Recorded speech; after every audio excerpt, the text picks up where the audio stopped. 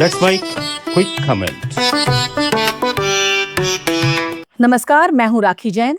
Let's make quick comment में आपका स्वागत है। यहाँ हम विश्व भर की खबरों को विश्लेषण के साथ आपके सामने लाते हैं।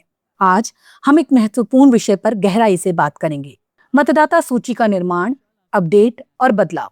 हम भारत में चल रहे गहन मतदाता संशोधन अभियान को केंद्र में रखकर 8 प्रमुख देशों Britain, America, Germany, France, Pakistan, रूस, बांग्लादेश और ऑस्ट्रेलिया की प्रक्रियाओं और पिछले 4 साल में मतदाता संख्या में बदलाव का तुलनात्मक विश्लेषण करेंगे। तो आइए इस वैश्विक लोकतांत्रिक यात्रा की शुरुआत करते हैं। लोकतंत्र का आधार है मतदाता सूची, जो ये सुनिश्चित करती है कि हर योग्य नागरिक की आवाज सुनी जाए।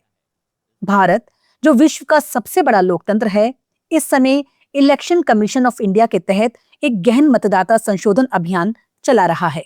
इस अभियान का उद्देश्य मतदाता सूची को सटीक, अद्यतन और दोहरे पंजीकरण से मुक्त करना है।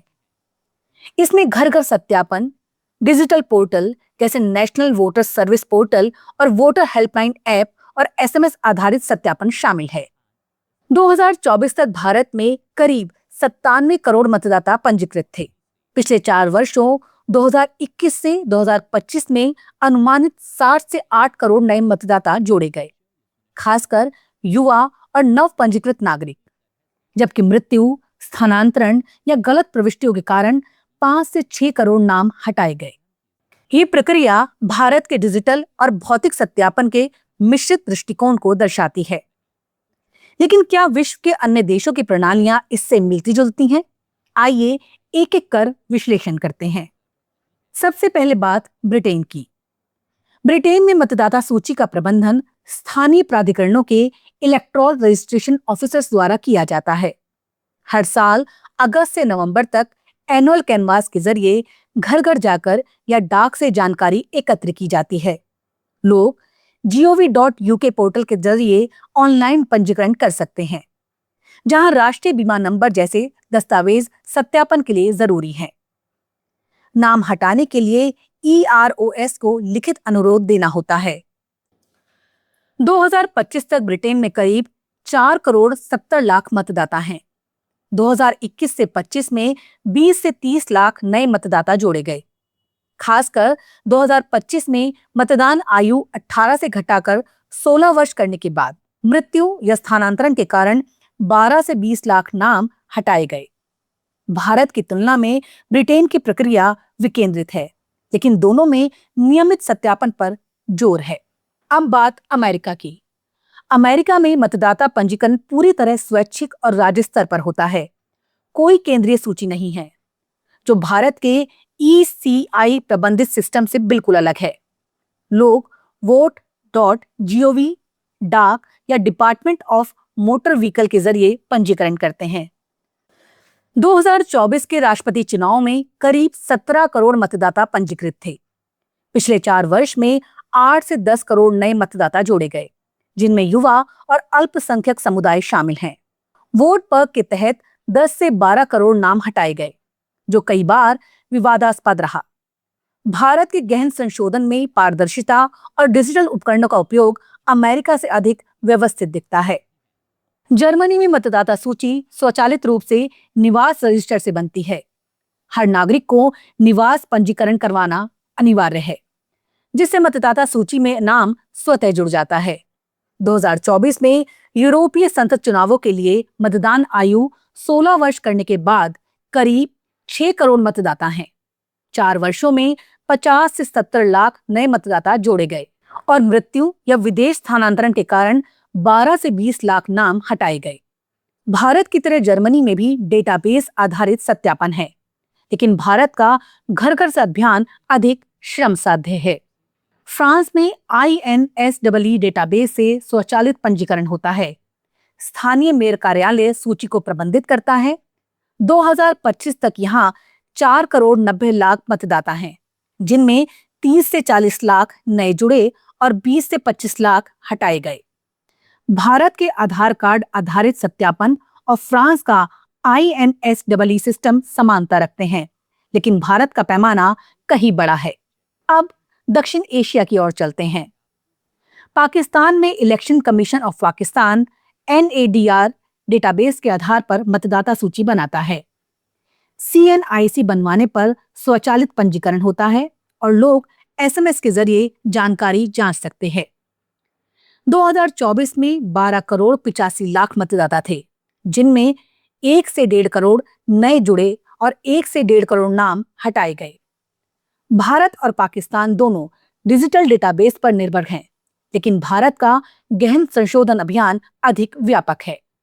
बांग्लादेश में भी नेशनल ID डेटाबेस से स्वचालित पंजीकरण होता है। बांग्लादेश इलेक्शन कमीशन घर घर सत्यापन भी चलाता है, जो भारत से मिलता जुलता है। 2025 तक 12 करोड़ 20 लाख मतदाता हैं, जिनमें 1 से 1.5 करोड़ नए जुड़े और 50 से 70 लाख हटाए गए। भारत की तुलना में बांग्लादेश का सिस्टम छोटा लेकिन प्रभावी है। रूस में सेंट्रल इलेक्शन कमीशन मतदाता सूची प्रबंधित करता है, लेकिन पारदर्शिता की कमी एक मुद्दा है। 2024 में 11.2 करोड़ मतदाता थे, जिनमें 40 से 50 लाख नए जुड़े और 30 से 40 लाख हटाए गए। भारत के खुले और पारदर्शी सत्यापन की तुलना में रूस की प्रक्रिया कम विश्वसनीय मानी जाती है। ऑस्ट्रेलिया में पंजीकरण अनिवार्य है और Australian electoral commission database cross checking के जरिए सूची अपडेट करता है। 2025 तक 1 करोड़ 80 लाख मतदाता हैं, जिनमें 20 से 25 लाख नए जुड़े और 15 से 20 लाख हटाए गए। भारत की तरह ऑस्ट्रेलिया में भी डिजिटल सत्यापन मजबूत है, लेकिन गहन भौतिक सत्यापन का अभाव है। भारत का गहन मतदाता संशोधन अभियान इसे विश्व के सबसे जटिल और पैमाने पर बड़े लोकतंत्रों में से एक बनाता है। जहां जर्मनी और फ्रांस पूरी तरह स्वचालित सिस्टम पर निर्भर है, वहीं भारत डिजिटल और भौतिक सत्यापन का अनूठा मिश्रण अपनाता है।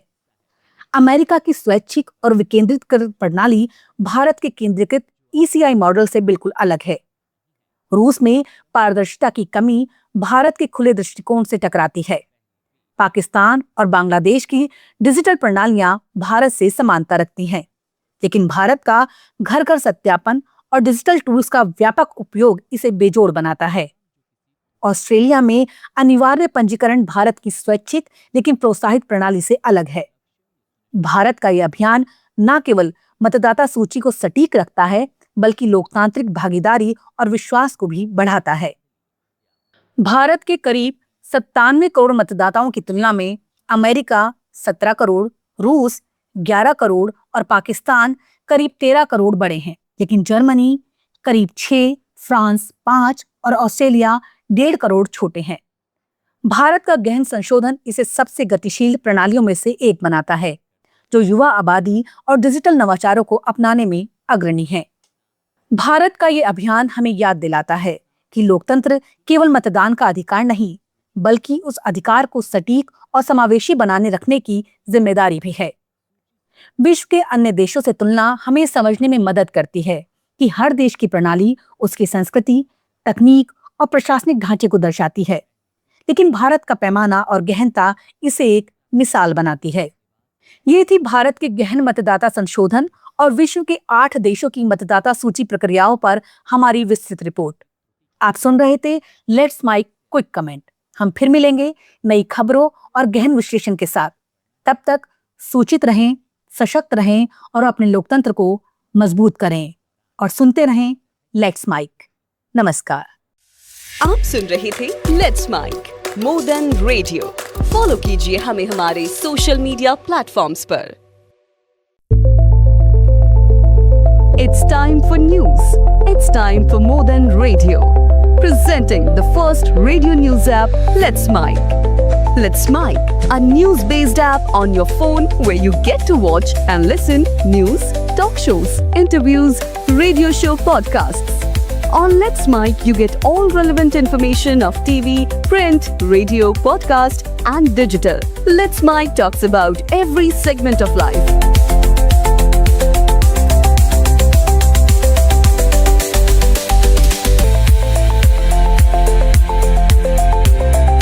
Download the app now from Play Store. Available both on Android and iOS mobile phones.